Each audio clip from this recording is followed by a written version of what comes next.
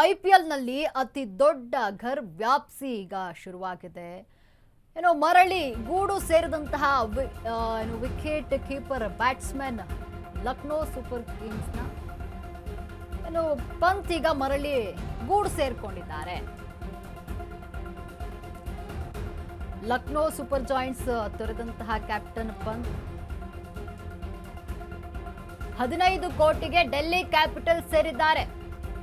ಪಂತ್ ಈಗ ಸ್ಪೈಡರ್ ಪಂತ್ ಈಗ ಲಕ್ನೋ ಬಿಟ್ಟು ಮತ್ತೆ ಮರಳಿ ಗೂಡು ಸೇರ್ಕೊಂಡಿದ್ದಾರೆ. ಬರೋಬ್ಬರಿ 27 ಕೋಟಿಗೆ ಪಂತ್ರನ್ನ ಲಕ್ನೋ ಫ್ರಾಂಚೈಸಿ ಖರೀದಿ ಮಾಡಿತ್ತು. 44% ಕಡಿಮೆ ಹಣಕ್ಕೆ ರಿಷಬ್ ಪಂತ್ ಈಗ ಡೆಲ್ಲಿ ಸೇರಿದ್ದಾರೆ. 2014-24 ಡೆಲ್ಲಿ ತಂಡ ಪ್ರತಿನಿಧಿಯಾಗಿದ್ದಂತಹ ರಿಷಬ್ ಪಂತ್, ಡೆಲ್ಲಿ ಪರ ಅತಿ ಹೆಚ್ಚು ಪಂದ್ಯಗಳನ್ನಾಡಿರುವಂತಹ ರಿಷಬ್ ಪಂತ್ 2 ಸೀಸನ್ಗಳಲ್ಲಿ ಲಕ್ನೋ ತಂಡವನ್ನ ರಿಷಬ್ ಪಂತ್ ಮುನ್ನಡೆಸಿದ್ರು. ರಿಷಬ್ ನಾಯಕತ್ವದಲ್ಲಿ ಲಕ್ನೋ ತಂಡ ಕಳಪೆ ಪ್ರದರ್ಶನವನ್ನ ನೀಡಿದೆ.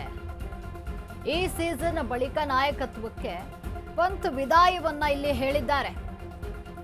ಡೆಲ್ಲಿಯಿಂದ ಕುಲ್ದೀಪ್ ಯಾದವ್ ಖರೀದಿಸಿದಂತಹ ಲಕ್ನೋ ಕುಲ್ದೀಪ್ಗೆ 13.5 ಕೋಟಿ ಸುರಿದ ಲಕ್ನೋ ಫ್ರಾಂಚೈಸಿ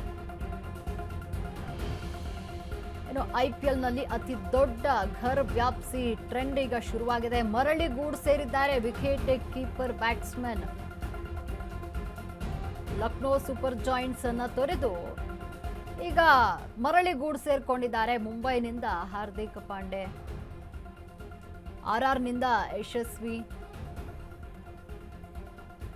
ಪಾಂಡ್ಯ ಕೊಟ್ಟು ಯಶಸ್ವಿ ಖರೀದಿಸಲು ಈಗ ಮುಂದಾಗಿರುವಂಥದ್ದು. ಪಂತ್ ಸ್ಥಾನಕ್ಕೆ ಸೂರ್ಯಕುಮಾರ್ ಕರೆತರಲು ಈಗ ಲಕ್ನೋ ಮುಂದಾಗ್ತಾ ಇದೆ.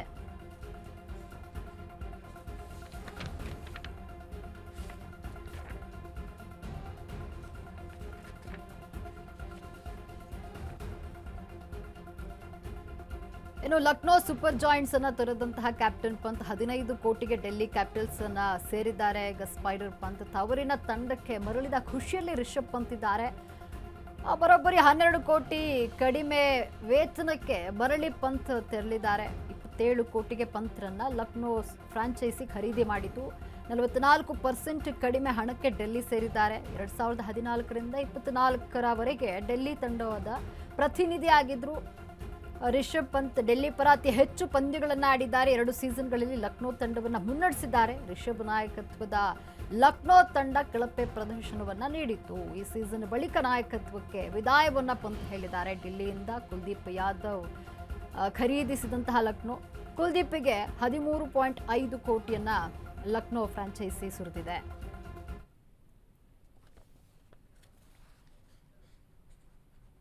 ಈ ಬಗ್ಗೆ ಹೆಚ್ಚಿನ ಮಾಹಿತಿಯನ್ನು ನೀಡಲು ನಮ್ಮ ಪ್ರತಿನಿಧಿ ಡೆಸ್ಕ್ನ ನೇರ ಸಂಪರ್ಕದಲ್ಲಿದ್ದಾರೆ. ಐಪಿಎಲ್ನಲ್ಲಿ ಈಗ ಅತಿ ದೊಡ್ಡ ಘರ್ ವ್ಯಾಪ್ಸಿ ನಡೀತಾ ಇದೆ. ಅಂದರೆ ಮರಳಿ ಗೂಡು ಸೇರಿಕೊಂಡ ರಿಷಬ್ ಪಂತ್ ಅನ್ನುವಂತಹ ಪ್ರಶ್ನೆ, ಅಂದರೆ ಕಡಿಮೆ ಒಂದು ದುಡ್ಡಿಗೆ ಮತ್ತೆ ಮರಳಿ ಗೂಡು ಸೇರ್ಕೊಂಡಿದ್ದಾರೆ. ಈ ಬಗ್ಗೆ ಹೆಚ್ಚಿನ ಮಾಹಿತಿ ಏನಿದೆ?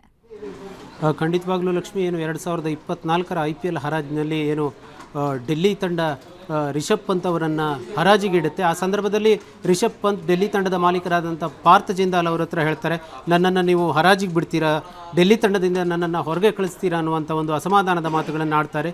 ಈ ಸಂದರ್ಭದಲ್ಲಿ ಪಾರ್ಥ್ ಜಿಂದಾಲ್ ಅವರು ಒಂದು ಮಾತನ್ನು ಕೊಟ್ಟಿರ್ತಾರೆ, ನಾನು IPL ಬಿಡ್ಡಿಂಗ್ನಲ್ಲಿ ಮತ್ತೊಮ್ಮೆ ನಿಮ್ಮನ್ನು ಖರೀದಿ ಮಾಡ್ತೀನಿ ಅಂತ.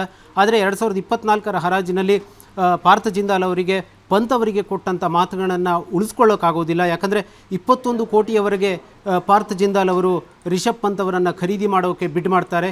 ಆದರೆ ಲಕ್ನೋ ಸೂಪರ್ ಜಾಯಿಂಟ್ಸ್ 27 ಕೋಟಿಗಳನ್ನು ಕೊಡುವ ಮೂಲಕ ಪಂತ್ ಅವರನ್ನು ತಮ್ಮ ತೆಕ್ಕೆಗೆ ತೆಗೆದುಕೊಳ್ಳುತ್ತೆ.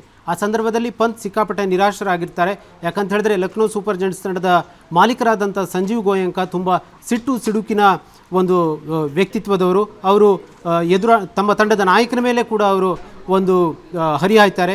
ಈ ಒಂದು ಪ್ರಭಾವದಿಂದ ಪಂತ್ ಕೂಡ IPLನಲ್ಲಿ ಕಳಪೆ ಪ್ರದರ್ಶನವನ್ನು ನೀಡಿ ತುಂಬ ನಿರಾಶೆಯನ್ನು ಮೂಡಿಸಿದರು. ಹೀಗಾಗಿ ಪಂತ್ ಕೂಡ ಇವತ್ತು ಡೆಲ್ಲಿ ತಂಡಕ್ಕೆ 12 ಕೋಟಿ ಕಡಿಮೆ ಆದರೂ ಕೂಡ ತುಂಬ ಖುಷಿಯಿಂದ ಡೆಲ್ಲಿ ಫ್ರಾಂಚೈಸಿಯನ್ನು ಸೇರಿಕೊಂಡಿದ್ದಾರೆ. ಲಕ್ಷ್ಮಿ, ಧನ್ಯವಾದ ನಿಮ್ಮೆಲ್ಲ ಮಾಹಿತಿಗಾಗಿ.